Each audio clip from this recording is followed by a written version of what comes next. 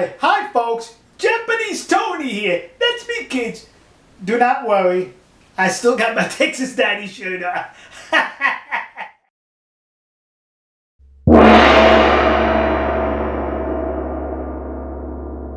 Well, the continuation of the drama we all know, some say it's a drama, I say it's a comedy, of Sea Shepherd Fugitive Captain. Yeah! Never mind Whale Wars. Let's do the Fugitive Captain.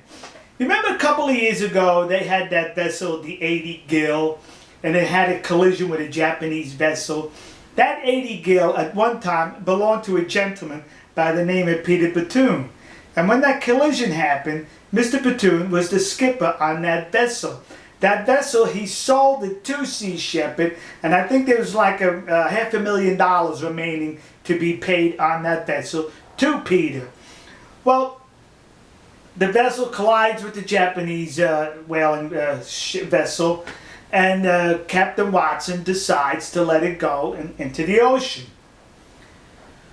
Well, Mr. Bethune later on was arrested by the Japanese when he illegally boarded one of their vessels to hand the captain of the vessel a bill for the Ady Gil. So now he's sitting in jail, Mr. Bethune, in a Japanese jail. And what did he do? He started to sing like a canary. Yeah, that's what he did, kids. He sung like a canary. He told the Japanese everything they wanted to know about Paul Watson.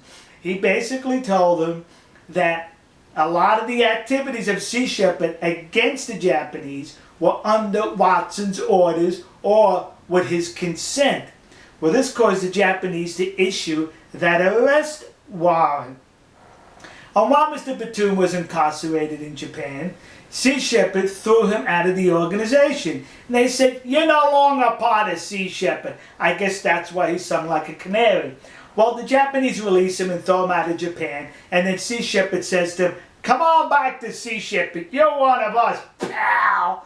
Well, while he was back with Sea Shepherd, the fugitive captain found out that he sung like a canary to the Japanese, causing that arrest warrant to be issued. So the fugitive captain threw Mr. Bethune out of the organization. And Mr.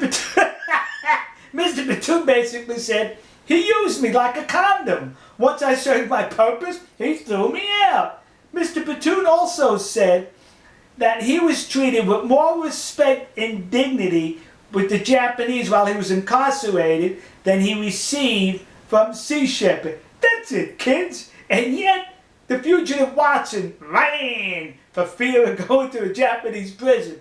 So now, it's come to light that Sea Shepherd is negotiating with two South American countries to give the fugitive Watson political asylum.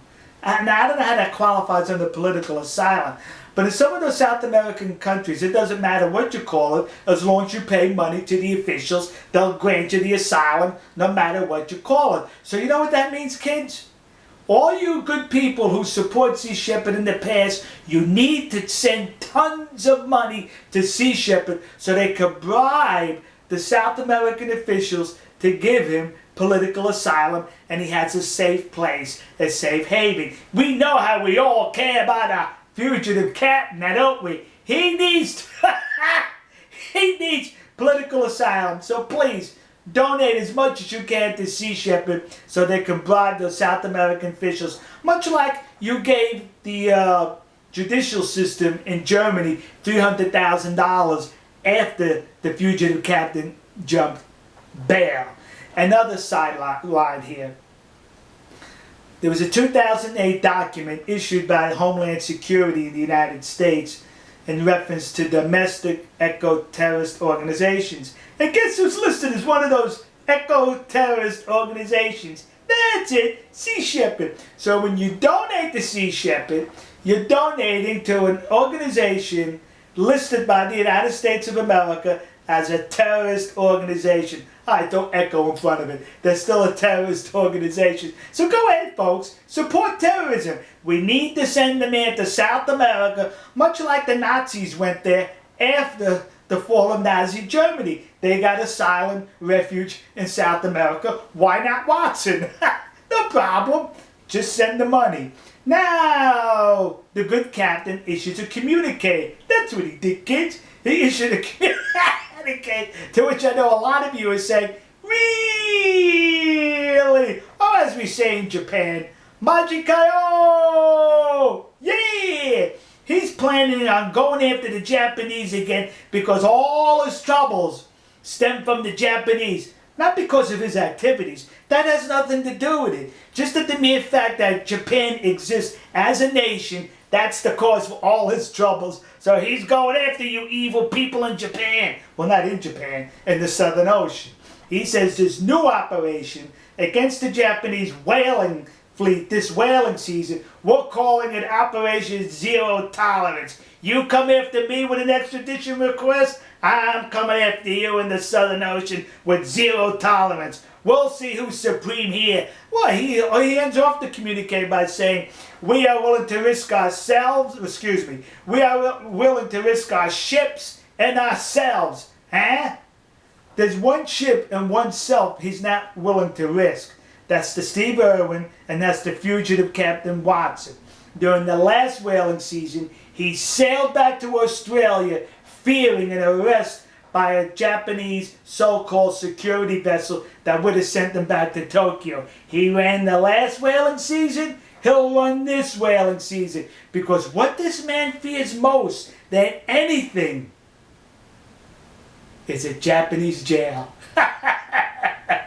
And the truth of the matter, the safest place for this person is in a Japanese jail. This is rather interesting. All that I just mentioned in this video, I have links to the numerous articles in the description. Alright folks, now to you Sea Shepherd supporters, continue to support. They need money, they need to bribe South American officials, and they can only do it if you donate your money. Alright folks, we'll see you. God bless you. God bless America. God bless the nation you happen to be in.